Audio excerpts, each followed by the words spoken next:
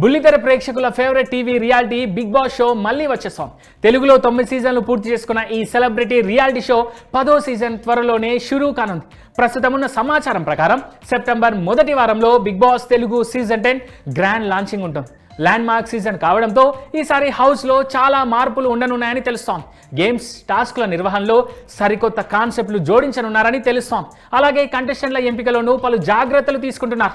మరోవైపు big boss season 10 దశావతారంలో కంటెస్టెంట్స్గా ఎవరు వస్తారన్నది ఇక్కడ ఆసక్తిగా మారింది. సోషల్ మీడియాలో చాలా మంది పేర్లే వినిపిస్తున్నాయి. బుల్లితెర సెలబ్రిటీలతో పాటే పేరు మోసిన యూట్యూబర్లు, సోషల్ మీడియా ఇన్ఫ్లుయెన్సర్లు ఈసారి హౌస్లో సందడి చేయనున్నారని తెలుస్తోంది.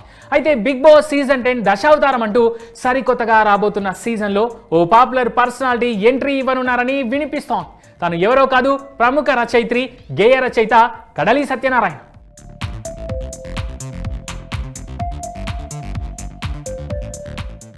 కడలి సత్యనారాయణ సాధారణ ఆడియన్స్కు ఈమె గురించి పెద్దగా తెలియకపోవచ్చు, కానీ సోషల్ మీడియాను తెగ ఫాలో అయ్యే వారికి యంగ్ రైటర్ కమ్ లిరిసిస్ట్ బాగానే పరిచయం. చూడ్డానికి ఆల్ట్రా మోడ్రన్ అమ్మాయిలా కనిపించే కడలికి తెలుగు భాష అంటే చాలా ఇష్టం. అందుకే 2 తెలుగు పుస్తకాలను రచించింది. జంజీ యువతను కూడా తెలుగు పుస్తక ప్రియులుగా మార్చింది. ఆమె రచించిన కడలి కథలు, లెటర్స్ టు లవ్ బుక్స్కు మార్కెట్లో మంచి డిమాండ్ ఉంది. ఇదిలా ఉంటే ప్రస్తుతం తెలుగు సినిమాలకు లిరిసిస్ట్ గాను, డైలాగ్ రైటర్ గాను వర్క్ చేస్తున్నాయి.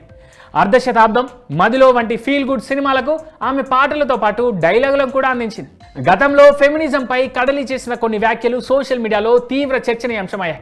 ఆడవాళ్లకు సొంత ఇల్లు ఉండదు, ఉంటే అది తండ్రి ఇల్లు లేదా భర్త ఇల్లు, కానీ ఆడవాళ్లకు అంటూ ఒక సొంత ఇల్లు ఉండదు అంటూ ఆమె చేసిన వ్యాఖ్యలు సోషల్ మీడియాలో బాగా వైరల్ అయ్యాయి. ఈ వ్యాఖ్యలతో కడలి సత్యనారాయణ పేరు మరింత మార్మోగిపోయింది. సామాజిక అంశాలపై తన అభిప్రాయాలను నిర్మోహమాటంగా చెప్పడం కడలికి మంచి గుర్తింపు తీసుకొచ్చింది. ఈ క్రమంలోనే ఆమెను బిగ్ బాస్లోకి తీసుకొస్తే రియాలిటీ షోకు ఆదరణ పెరుగుతుందని నిర్వాహకులు భావిస్తున్నారు.